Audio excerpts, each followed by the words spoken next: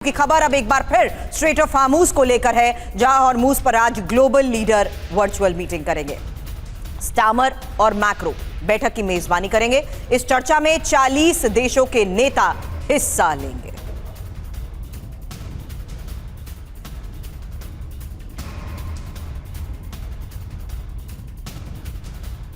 और जर्मनी के वित्त मंत्री ने दी है चेतावनी, ईरान युद्ध से रूस को होगा फायदा। जर्मनी के वित्त मंत्री लार्स क्लिंगबील का बयान सामने आया है, ईरान युद्ध किसी के हित में नहीं है।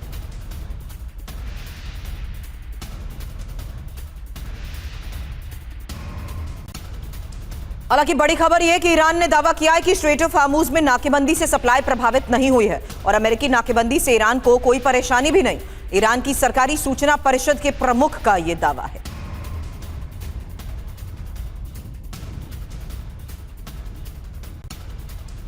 और अमेरिकी राष्ट्रपति ट्रंप का बड़ा दावा, ईरान समझौता करना चाहता है।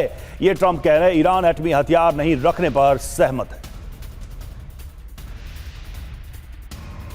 और पीट हेग्सेथ ने ईरान को खुली धमकी दी है, जहां ईरान डील करे वरना हमले के लिए रहे तैयार और ईरान के पास सही फैसला लेने का यही वक्त है। यूएस आर्मी किसी भी कार्रवाई के लिए तैयार।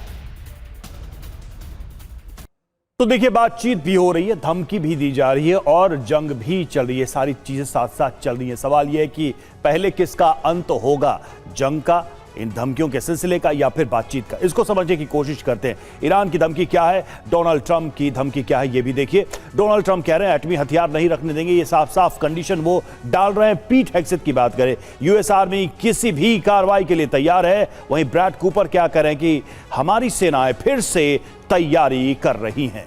हालांकि वार्ता की तैयारी को लेकर भी रवि खबर है, जहां पाकिस्तान के फील्ड मार्शल ने तेहरान का दौरा किया है और अमेरिका के साथ समझौते को लेकर बातचीत भी जारी है। अब दूसरे दौर की वार्ता पर मंथन जारी है। यूएस की जंगी तैयारी भी जरा देख लीजिए। मिडिल ईस्ट में तैनाती बढ़ा रहा है अमेरिका। 10,000 अतिरिक्त सेना की तैनाती कर रहा है। यूएसएस जॉर्ज बुश से सेना भेज रहा है अमेरिका। हालांकि यूएसएस जॉर्ज बुश पर 6,000 सैनिक भी सवार हैं और करीब 4,200 सैनिक महीने के आखिर में जाएंगे। 12 से ज्यादा यूएस वॉरशिप मिडिल ईस्ट की तरफ बढ़ चुके हैं। 100 फाइटर जेट्स अरब सागर से उड़ान भर रहे हैं। गाइडेड मिसाइल डिस्ट्रॉयर की भी तैनाती यहां पर की गई है। तो देखिए, ये सारी सिचुएशन क्या कहती है। हमारे साथ मनीष भी जुड़ चुके हैं, हमारे सहयोगी। इस वक्त सीधे पहले मनीष के पास ही चलते हैं। तेल अवीव में वो मौजूद हैं, ग्राउंड जीरो पर। मनीष, तीन बातें बहुत साफ साफ दिख रही हैं। एक तो ये कि बातचीत की कोशिश, बातचीत की टेबल सजाई जा रही है।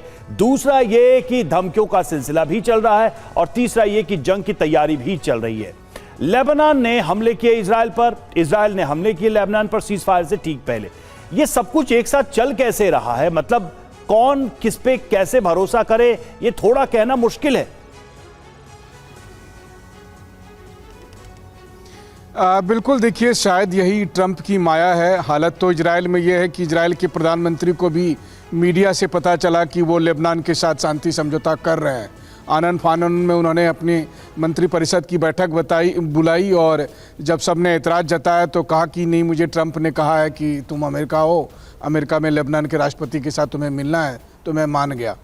तो ये हालत है इजराइल के प्रधानमंत्री की। और तब आप समझ सकते हैं कि इस पूरे जंग के दरमियान कब क्या होगा, कैसे होगा, वो कुल मिलाकर प्रेसिडेंट ट्रंप के मूड पर निर्भर ज़्यादा कर रहा है। लेकिन हाँ, एक बात मैं सोच रहा हूँ कि अगर ईरान और अमेरिका के बीच कोई होने वाली 1-2 दिन में बातचीत में अगर सच में डील होने वाली है, तो इसका मतलब है कि अगर जब ईरान का डेलीगेशन ईरान से निकलेगा तो उसे तो पता ही है कि अमेरिका किसी भी कीमत पर ईरान के पास संवर्धित यूरेनियम नहीं रहने देना है या फिर उनके परमाणु कार्यक्रम को ख़त्म करना होगा। तो ये सोच कर ही निकलना चाहिए उन्हें। ये नहीं कि यहाँ आकर कहे कि अमेरिका ने ये मांग रख दिया। अमेरिका ये मांग कर रहा है, अमेरिका की ये प्राइमरी शर्त है, जिस शर्त पर वो किसी भी कीमत पर समझौता करने को तैयार नहीं है। ये बात प्रेसिडेंट ट्रंप कर रहे हैं। हाँ, ये बात जरूर है कि आज की तारीख में अगर आप देखें तो जंग के दरमियान जितने अमेरिकी सैनिक और जितने अमेरिकी रिसोर्सेज थे, उससे कहीं ज़्यादा अमेरिकी सैनिक और अमेरिकी रिसोर्सेज को ट्रंप ने डिप्लॉय कर दिया है। और इसीलिए जो बात आप कह रही हैं कि कह रहे हैं कि बातचीत भी होगी और युद्ध भी होगा, वो दोनों सिनारियो यहाँ पर। शक्ति आधारित शांति की बात करने वाले डोनाल्ड ट्रंप का इस बात का कोई असर हो पाएगा? सिंह सर, अगला सवाल आपसे करूं उससे पहले एक और बड़ी खबर है, क्योंकि ये इस्लामाबाद में फिर ईरान यूएस वार्ता को लेकर सोर्सेस के हवाले से खबर है, जहां पाकिस्तानी सूत्रों ने ही यह दावा किया है कि वार्ता में जेडी वेंस भाग ले सकते हैं और रूबियो भी वार्ता में शामिल।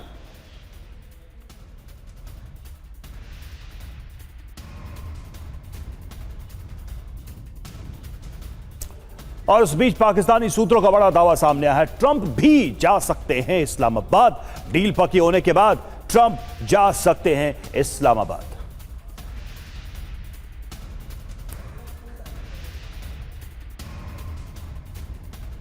तो सूत्र बता रहे हैं कि इस्लामाबाद ट्रंप जा सकते हैं। एक बार डील अगर पक्की हो गई तो पाकिस्तान के सोर्सेज ये कह रहे हैं कि ट्रंप भी पाकिस्तान जा सकते हैं।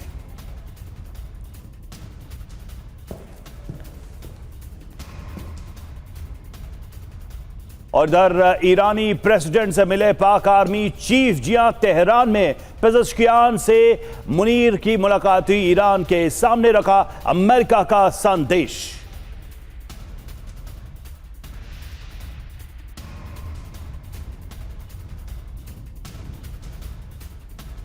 और ईरान के खिलाफ सख्त एक्शन की तैयारी। ईरान से जुड़े जहाजों पर हमला करेगा अमेरिका। अमेरिकी सेना की कार्रवाई का निर्देश। अमेरिका ने प्रतिबंधित सामानों की लिस्ट जारी की। तैनात कर बॉर्डर शुरू कर दी। गल्फ ऑफ ओमान में अमेरिकी नेवी भी आक्रामक तेवर दिखा रही है।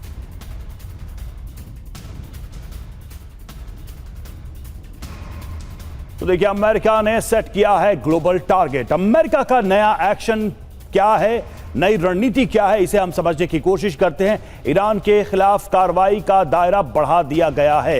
एक तो सबसे बड़ी पहल अमेरिका की तरफ से ये की गई है और अमेरिकी सेना को निर्देश दिए गए हैं, ईरान से जुड़े जहाजों को कहीं भी रोका या निशाना बनाया जा सकता है। थ्रेट बना हुआ है। कहां कहां ऑपरेशन? तो प्रशांत महासागर जैसे दूर के इलाके में भी ऑपरेशन चल सकता है। यानी कि दायरा आप देखिए, समंदर में कहां तक एक्शन लिया जा सकता है। ईरानी जहाजों को चेतावनी दी गई है। अमेरिका ने प्रतिबंधित सामानों की लिस्ट भी जारी कर दी है। और प्रतिबंधित सामान में क्या क्या है? इसमें हथियार है, तेल, धातु, इलेक्ट्रॉनिक्स और मशीनरी है। और अमेरिका की तैयारी क्या है? तो 10,000 से अधिक अमेरिकी सैनिक, युद्धपोत और विमान तैनात कर दिए गए हैं। तो ये तैयारी दिखाई दे रही है। सिंह सर, एक बात तो बहुत साफ है कि अमेरिका पैरेलली चल रहा है। स्टिक एंड कैरेट की पॉलिसी अमेरिका की यहां पर दिखाई दे रही है। क्या वाकई में ऐसी सूरत आपको दिख रही है कि बातचीत फेल होने के बाद भी इस सीज़फायर की टाइमलाइन न बढ़ाकर अमेरिका जंग शुरू कर सकता है? रवि, इसमें कोई शक नहीं है कि अमेरिका चाहता है कि किसी तरीके से लड़ाई की हालात को कंट्रोल करते हुए शांतिपूर्ण अग्रीमेंट हो जाए। इसलिए सीज़फायर टॉक्स जो इस्लामाबाद में पहली बार हुई थी पहले राउंड में, दोबारा अभी फिर से उसकी आशा है कि दोबारा होएगी। और इसीलिए मुनीर तेहरान में हैं, पाकिस्तान के जो कमांडर डिफेंस फोर्सेस और आर्मी चीफ, इसीलिए वहाँ पे है। उनका एक प्रोग्राम बन रहा है, एक अग्रीमेंट कर रहे हैं कि 4 देशों के कंसोर्टियम बना के आईएए के थ्रू न्यूक्लियर जो पैकेज कंट्रोल करना है ईरान का प्रोग्राम, उसके ऊपर किसी तरीके से डील हो जाए। रिपोर्ट्स के मुताबिक ईरान उसके ऊपर फ्लेक्सिबल है इस समय। कितना सच है वो टाइम बताएगा। और इसलिए समझता हूँ कि ट्रंप की जो ये चाल है ये टू हेडेड कि अपनी मिलिट्री बिल्डअप पूरी जारी रखनी है, पूरा प्रेशर जाना है, एस्केलेट टू डी एस्केलेट वाली बात है उसकी। और ट्रंप की स्ट्रेटजी और टैक्टिक्स यही रहे हैं कि बहुत ज़्यादा दबाव लगा के अपनी स्टेटमेंट के साथ एक तरह का प्रोपेगेंडा करके हो सकता है कि उसमें से कोई हल निकल आए। दूसरी साइड ये है कि ईरान ने अपने स्टैंड को अभी तक कायम रखा हुआ है। अभी टाइम बताएगा कि इस जो अगले एक दिन मैं समझता हूँ जो मुनीर वहाँ है कि उसको क्या मिलता है इस टॉक के साथ इरानियन लीडर्स के साथ, और फिर ही बताएंगे। ट्रंप की स्टेटमेंट्स को हम जरा डाइल्यूटेड ही रखें, तो जी। सही रहेगा। पिछले 48 घंटे में ईरानी पोर्ट तक नहीं पहुंचा कोई भी जहाज और अमेरिका ने 10 जहाजों को वापस लौटाया।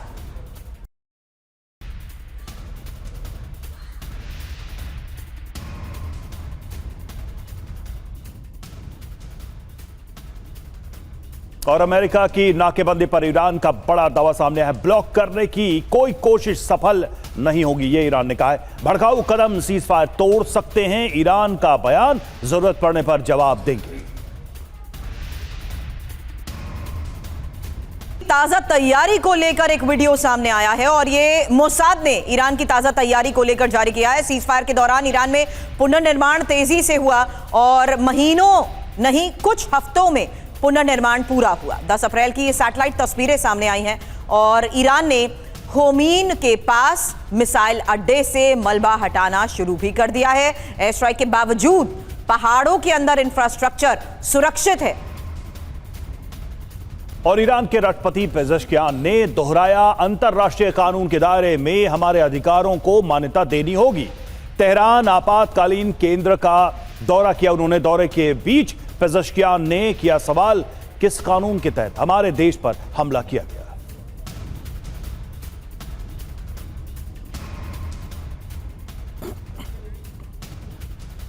वहीं सबसे बड़ी खबर यह कि नाकेबंदी को लेकर ईरान और अमेरिका आमने सामने है। आईआरजीसी कमांडर अली अब्दुल्लाही ने अमेरिका को धमकी दी है, नाकेबंदी नहीं हटी तो करारा जवाब देंगे, फारस और ओमान की खाड़ी से व्यापार ठप कर देंगे। यानी अब देखिए स्ट्रेट ऑफ हार्मूज के साथ साथ किस तरीके से अगली स्ट्रैटेजी के तहत भी अर्थव्यवस्था को देखते हुए बड़ी चोट पहुंचाने की यह तैयारी और नाकेबंदी को अब्दुल्लाही ने सीज फायर का उल्लंघन भी बताया है। हालांकि इस बारे में एक्सपर्ट से सवाल, उससे पहले देखिए नाकेबंदी वर्सेस नाकेबंदी क्यों, क्योंकि ट्रंप को ईरान की यह धमकी, खबर है क्या? नाकेबंदी को आईआरजीसी ने सीज फायर का उल्लंघन बताया और आईआरजीसी ने समुद्री व्यापार बंद करने की धमकी दे दी है। बाब अल मंदेब को ब्लॉक कर सकता है ईरान। फारस और ओमान की खाड़ी में भी नाकेबंदी संभव है। अब बाब अल मंदेब जहां लाल सागर को अदन की खाड़ी से जोड़ने वाला ये वो रूट है। बाब अल मंदेब ईरान के प्रॉक्सी ग्रुप हुती का इस पर कंट्रोल है और हुती के जरिए बाब अल मंदेब की नाकेबंदी संभव भी है। बात फारस की खाड़ी की इसलिए क्योंकि स्ट्रेट ऑफ हार्मूज के जरिए फारस की खाड़ी को आंशिक बंद करना संभव है और नेवल माइंस के जरिए जहाजों को निशाना भी बनाया जा सकता है। एक दो जहाज भी क्षतिग्रस्त हुए तो पूरा रूट बंद हो सकता है। ओमान की खाड़ी जहां स्ट्रेट ऑफ हार्मूज ओमान की खाड़ी से जुड़ा हुआ है और ईरान हॉर्मूज में गतिविधि बढ़ाता है तो डर भी पैदा होगा, जहाज खाड़ी में प्रवेश करने से पहले ही डर जाएंगे। अभिषेक सर, ये सवाल इसलिए आपसे कर रही हूं क्योंकि ये समझाइए, जहां अमेरिका की स्ट्रैटेजी तो ओमान की खाड़ी को देखते हुए ये थी कि किसी तरह से चीन तिलमिला जाए और चीन ईरान के ऊपर दबाव बनाए, लेकिन यहां तो देखिए शक्ति आधारित शांति को लेकर दोनों की तरफ से किए जा रहे दावे किसी लेवल पर बातचीत को लेकर, या आपको लगता है कि एक म्यूचुअल डील को लेकर सहमति बना पाएंगे? देखिए, जब पहली बार वार्ता में इस्लामाबाद टॉक में ये गए तो वहाँ पर न्यूक्लियर इनरिचमेंट की बात करते करते बात अटक गई हॉर्मुज स्ट्रेट पे और ईरान ने एक अपना ट्रम्प कार्ड चला जिसमें वो उसके पास हॉर्मुज स्ट्रेट भी था। अब अमेरिका को ये लगा कि ये तो हम फंस गए क्योंकि हमें न्यूक्लियर इनरिचमेंट पे बात करनी थी और हम ग्लोबली हॉर्मुज स्ट्रेट ब्लॉक है उस पर हम प्रेशर में आ रहे हैं। तो इस बार वो अगली वार्ता पर जाने से पहले हॉर्मुज स्ट्रेट पे ब्लॉकेट बनाया और अब देख सकते हैं कि पिछले 2-4 दिनों में ईरान अब बात करने को ज्यादा तैयार हो रहा है। ईरान ज्यादा छटपटाहट है। जो आईआरजीसी के कमांडर का बयान आ रहा है या ईरानियन ईरान है, लेकिन बयान और दावे तो डोनाल्ड ट्रंप दे रहे हैं। बिल्कुल, देखिए ईरान जो पहले एक स्थिर होकर के जो युद्ध के पॉइंट्स बना रखे थे यूएई, सऊदी अरब, कतर में, अब ईरान को ये लग रहा है कि नहीं, आप जो ईरान की तरफ से धमकी आ रही है लगातार कि आप ये हॉर्मुज स्ट्रेट की नाकाबंदी लंबे समय तक चली तो युद्ध होगा। इस बार जो वार्ता होगी अब वो हॉर्मुज स्ट्रेट को दोनों पक्ष कहेंगे कि हम भी हट रहे हैं, आप भी हटिए। वो हॉर्मुज स्ट्रेट पे एक अमेरिका के पास भी एक अपना अपर हैंड आया। दूसरी बात जो राष्ट्रपति ट्रंप कह रहे थे कि राष्ट्रपति ट्रंप के बारे में ईरान में एक बड़ी अच्छी कहावत चल रही है आजकल, कैमल ड्रीम्स ऑफ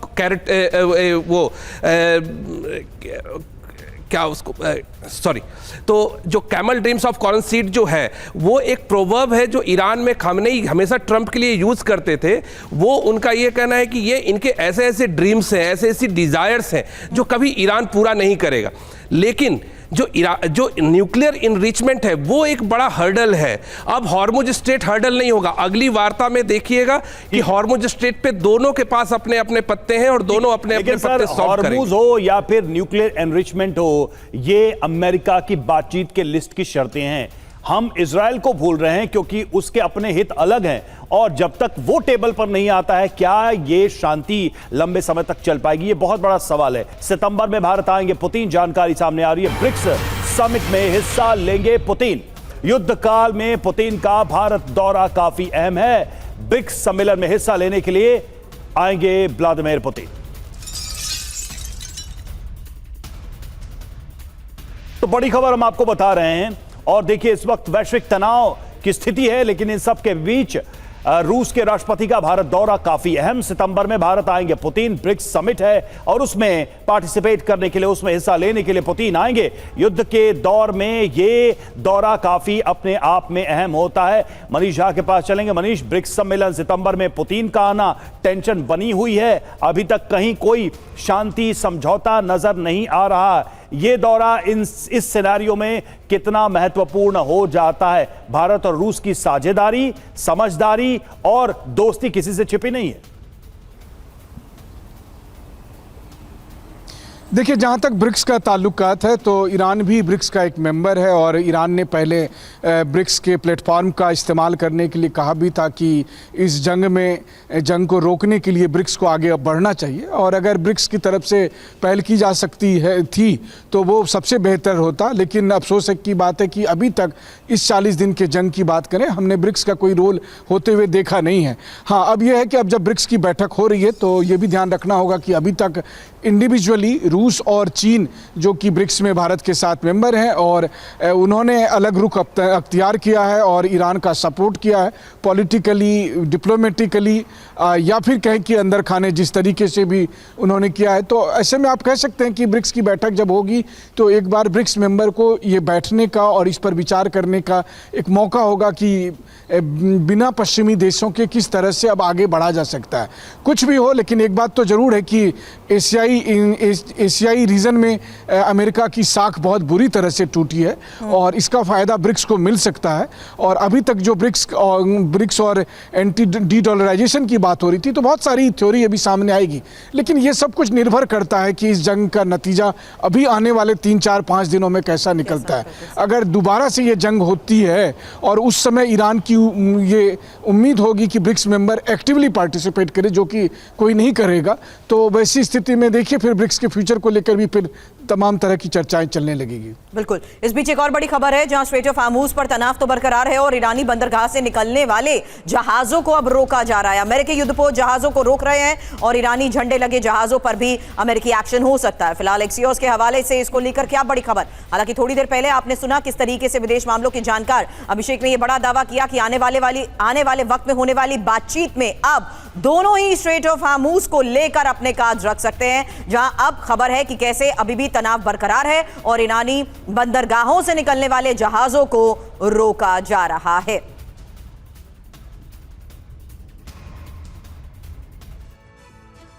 तो देखिए, हॉर्मुज स्ट्रेट से यूएस ईरान तकरार। जी हां, हॉर्मुज में नया तनाव इस वक्त। देखिए स्टेटस क्या है और क्या हालात है उसकी बात करें। हॉर्मुज में नया तनाव है। ईरानी बंदरगाहों से निकलने वाले जहाजों पर अमेरिका की नजर बनी हुई है। जिन जहाजों पर ईरानी झंडे, उन पर विशेष निगरानी की जा रही है। अमेरिकी युद्धपोत ईरानी जहाजों को रोक रहे हैं। तनाव बढ़ने पर ईरानी जहाजों को खतरा भी है। अमेरिकी मरीन्स की क्या तैयारी है? यूएसएस त्रिपोली में मौजूद मरीन्स को विशेष ट्रेनिंग दी गई है। जहाजों पर चढ़ने और लड़ने की ट्रेनिंग दी जा रही है। हेलीकॉप्टर के जरिए भी जहाजों पर हमले की रणनीति है। छोटी नावों के जरिए ऑपरेशन को अंजाम देने की भी ट्रेनिंग है। एक्सियोस के हवाले से ये खबर सामने आ रही है। और देखिए जिस तरीके से सिंह सर ये सिचुएशन बन रही है और हॉर्मुज का भी जिक्र हो रहा है, बेसिक सवाल यहां पर यही है, क्या हॉर्मुज का खुलना और बंद होना ही अब इस वॉर के जारी रहने या खत्म होने को डिसाइड करेगा? क्या इसको ऐसे इतने लिमिटेड वे में देखना चाहिए? सही होगा ये? रवि, इस समय हॉर्मुज स्ट्रेट ही टिंडर बॉक्स है। Hormuz strait he centre of gravity है विश्व के अंदर। क्योंकि पूरी एनर्जी सप्लाई और आर्थिक हालात विश्व की और ईरान शामिल है उसमें, उसके ऊपर डिपेंडेंट है हॉर्मुज़ स्ट्रेट के ऊपर।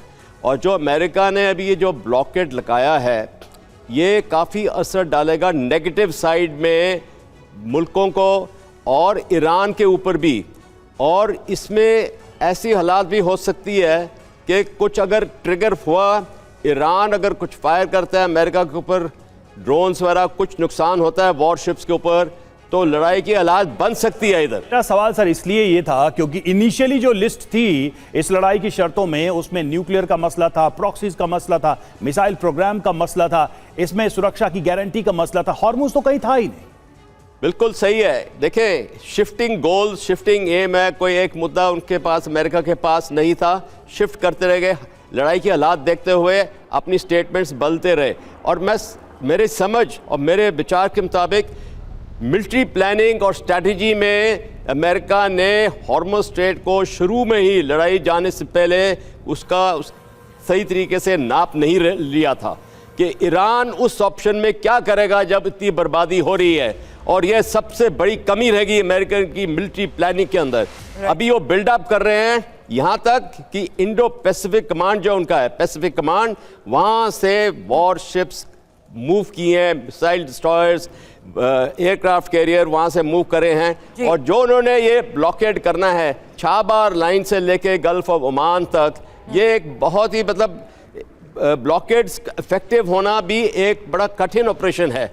और कब तक ब्लॉकेड कर सकेंगे क्योंकि काफ़ी उसमें खर्चा भी पड़ता है। इसी हालात के बीच में ईरान को यह लगता है कि अमेरिका भी डेस्परेट है फैसला लेने के लिए, डील करने के लिए। क्योंकि अब अगली खबर सुनिए सर, जहां मुश्तबा के सैन्य सलाहकार मोहसिन रेजाई ने यह बयान दिया कि युद्ध विराम जारी रखने के खिलाफ हूं और 10 शर्तों से किसी भी कीमत पर पीछे नहीं हटेंगे। अमेरिका युद्ध जारी रखने में सक्षम नहीं है।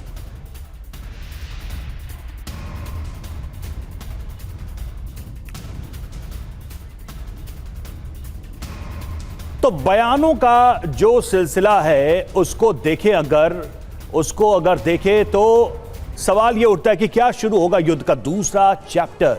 मोहसिन रजाई के बयान के मतलब क्या है, इसके अर्थ क्या है? ईरानी सत्ता IRGC का अलग अलग मत है, युद्ध विराम के पक्ष में नहीं है IRGC अमेरिका को टक्कर देने के पक्ष में है।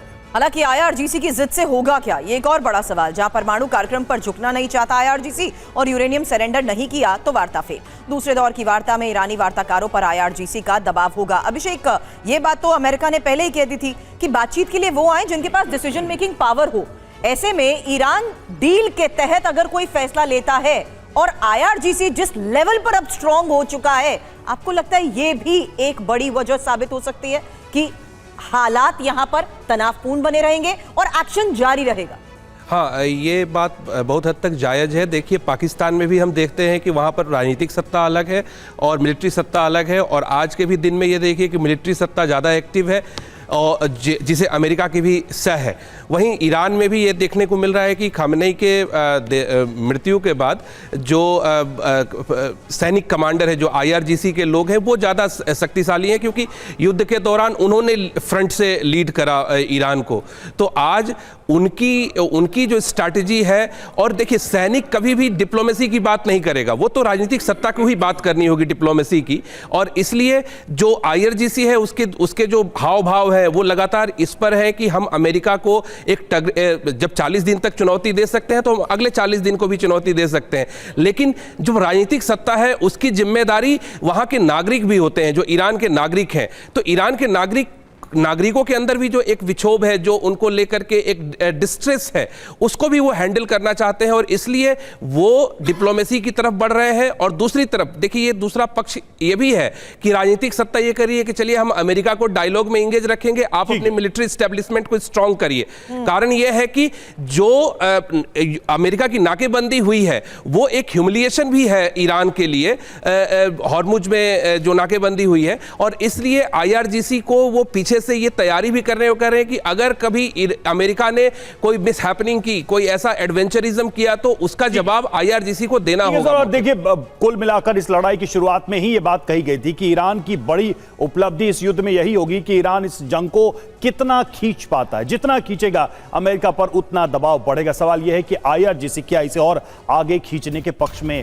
है। और एक बड़ी खबर इधर, खामनेई की मौत के बाद ईरान में IRGC हुई और मजबूत। मोज़्तबा के नेतृत्व में IRGC पहले से मजबूत है।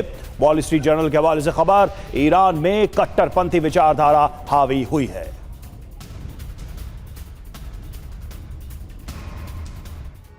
डोनाल्ड ट्रंप ने सीज फायर का ऐलान किया। युद्ध विराम से पहले दोनों देशों ने कई हमले भी किए।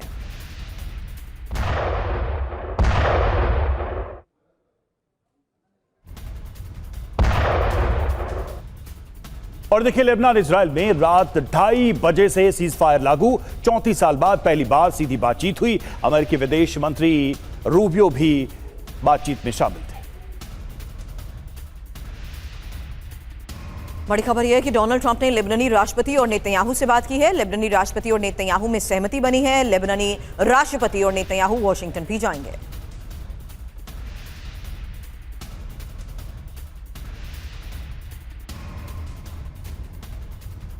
और देखिए, लेबनान इजराइल सीज फायर 10 दिन बाद शांति या फिर होगा फायर। भीषण तबाही के बाद लेबनान में सीज फायर अगले 10 दिन के लिए सीज फायर लागू है। 16 अप्रैल रात 2:30 बजे से सीज फायर का ऐलान किया गया। राष्ट्रपति ट्रंप ने किया है सीज फायर का ऐलान।